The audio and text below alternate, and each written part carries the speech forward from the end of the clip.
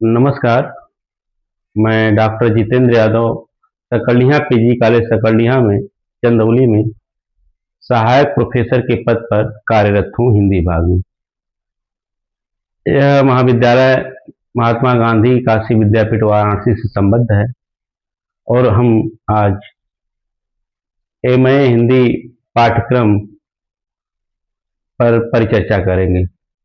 जैसा कि आप जानते हैं कि एमए हिंदी के बहुत सारे छात्र और छात्रा लघु शोध प्रबंध को लेकर के कई तरह के प्रश्न और जिज्ञासा उनके मन में रहता है। तो आज मैं उन्हीं कुछ बिंदुओं पर आप सभी से चर्चा करूंगा।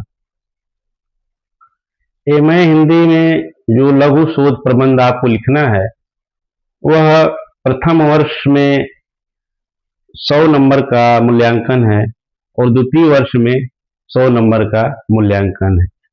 अर्थात यह टोटल 200 नंबर का लघु शोध प्रबंध आपको लिखना है, जिसमें प्रत्येक वर्ष जो है यह लघु शोध 4 क्रेडिट का है और दूसरे वर्ष भी यह 4 क्रेडिट का, टोटल 8 क्रेडिट का यह आपका पाठ्यक्रम लघु शोध आपको दिया गया है।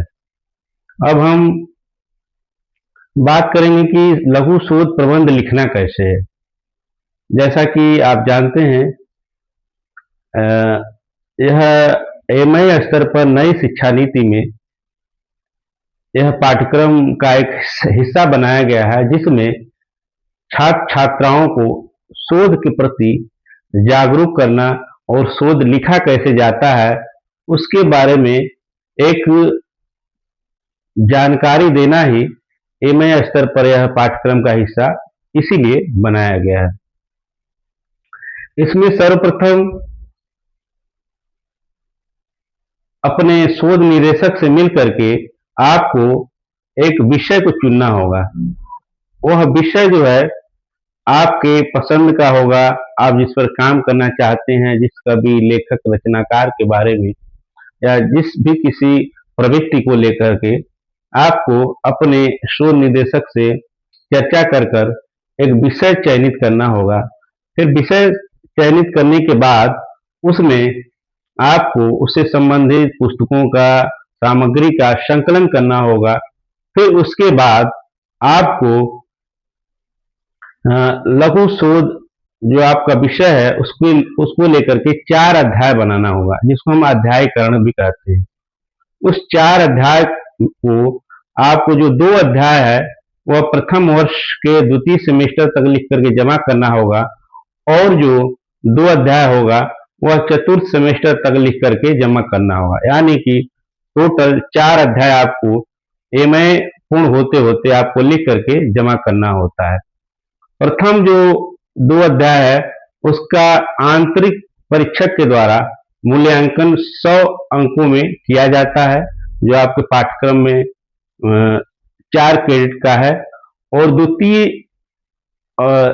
तृतीय और चतुर्थ अध्याय है वह बाह्य परीक्षक के द्वारा, जो विद्यापीठ से नियुक्त होकर के आते हैं, उनके द्वारा आपको परीक्षा लिया जाएगा और आपको वह जो है कि 4 क्रेडिट का होगा। तो इस तरह से टोटल 4 अध्यायों में आपका जो है लघु शोध विभाजित होगा और प्रत्येक अध्याय को लिखने के लिए आपको जो आप विषय बनाएंगे, मान लीजिए कि आपने एक उदाहरण के लिए कि प्रेमचंद पर आप काम करना चाहते हैं, अपना लघु शोध प्रबंध जो है प्रेमचंद पर लिखना चाहते हैं, तो प्रेमचंद पर आप एक विषय बनाएंगे। जैसे मान लीजिए कि प्रेमचंद के साहित्य में ग्रामीण चेतना, तो उसमें जब 4 अध्याय बनाएंगे तो प्रथम अध्याय मान लीजिए कि आपने बना लिया प्रेमचंद का व्यक्तित्व एवं कृतित्व। फिर द्वितीय अध्याय बना लिया प्रेमचंद के साहित्य में स्त्री चित्रण, प्रेमचंद के साहित्य में दलित चित्रण, तृतीय अध्याय होगा। चतुर्थ अध्याय होगा प्रेमचंद के साहित्य में किसान चित्रण। इस तरह से 4 जो अध्याय बनाए तो 4 अध्याय जो है आपको लिखना होगा। फिर अंत में उपसंहार लिखना होगा। उपसंहार एक तरह से निष्कर्ष ही होता है, जो आपने 4 अध्याय लिखा है उसको 2-3 पेज में आपको निष्कर्ष भी लिखना होगा। तो ये जो 4 अध्याय आपने बना करके आप काम जब शुरू करते हैं, तो प्रत्येक अध्याय के अंत में आपको संदर्भ ग्रंथ की सूची भी देनी पड़ती है, यानी कि आपने कोई भी सामग्री कहाँ से लिया है, कौन सा उद्धरण आपने कहाँ से लिया है, उन उद्धरणों को आपको अपने संदर्भ सूची के अंतर्गत उल्लेख करना होता है। मान लीजिए किसी किताब, किसी पुस्तक, किसी पीडीएफ, ऑनलाइन सोर्सेज जो हैं, वहां से आप सामग्री लेते हैं, तो आपको उनका उल्लेख करना, उनको उद्धृत करना, पृष्ठ और लेखक का नाम, पुस्तक का नाम, प्रकाशक का नाम और पृष्ठ संख्या आपको देना होता है। उसी को हम संदर्भ कहते हैं। अक्सर जो छात्र छात्राएं यहीं पर आकर के भ्रमित होते हैं कि सर हम कैसे संदर्भ दें। तो संदर्भ देने का ही तरीका है कि आप जहां से भी जो भी सामग्री ले रहे हैं उसका, उसके पृष्ठ का, उसके वेबसाइट का आपको संदर्भ देना आवश्यक होता है, तभी आपका जो है वह शोध कार्य मुकम्मल या पूर्ण माना जाता है। इस तरह से आपको जब भी आप शोध लिखने के लिए आगे बढ़ते हैं, तो सर्वप्रथम बहुत सारे छात्र छात्रा प्रश्न करते हैं, सर कैसे लिखा जाए, टाइपिंग कराया जाए कि हाथ से लिखा जाए। तो हम लोग यही सुझाव देते हैं महाविद्यालय के स्तर पर कि आपको स्पाइरल बाइंडिंग का जो A4 साइज की जो आती है कॉपी, उस कॉपी को आपको खरीद लेना है, जिसमें कम से कम 80 पृष्ठ हो, और 80 पृष्ठ के जो कॉपी होगी उसमें हर एक अध्याय को आपको कम से कम 15 से 20 पृष्ठ में लिखना है। इस तरह से टोटल अगर मान लीजिए 20 पृष्ठ, तो टोटल 80, 4 अध्याय के लिए 80 पृष्ठ की आपकी कॉपी होनी चाहिए, और उसमें आप अपने साफ सुथरे हैंड राइटिंग में आप जो है वह लघु शोध लिखेंगे। बाहर जब हम टाइपिंग कराते हैं तो कई बार आपको ज़्यादा पैसा भी देना पड़ता है, फिर महंगा पड़ता है। इसलिए हम लोगों का मानना होता है कि छात्रों पर आर्थिक बोझ ना आए और अपने ही हाथों से अपने ही हैंड राइटिंग में वो साफ सुथरे वो लिख करके जमा कर दें, तो अभी बहुत महत्वपूर्ण काम माना जाता है।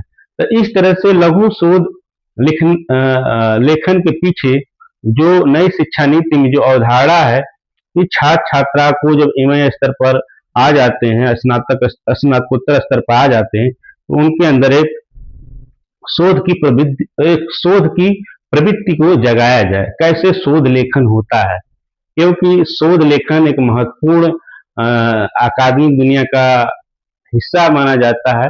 इसलिए शोध प्रवृत्ति को, छात्रों को कैसे हम उस तरफ मोड़े, उस तरफ ले जाएं, उनके अंदर कैसे अभिरुचि को जगाएं, यही जो है लघु शोध प्रबंध का उद्देश्य होता है।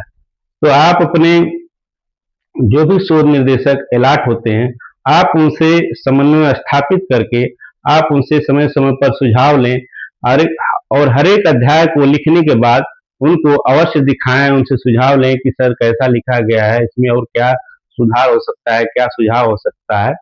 इस स्तर पर आपको हमेशा जो है उनसे बातचीत करके आपको वह शोध प्रबंध लिखना चाहिए। मैं अब इसी के साथ मैं धन्यवाद देता हूँ। धन्यवाद।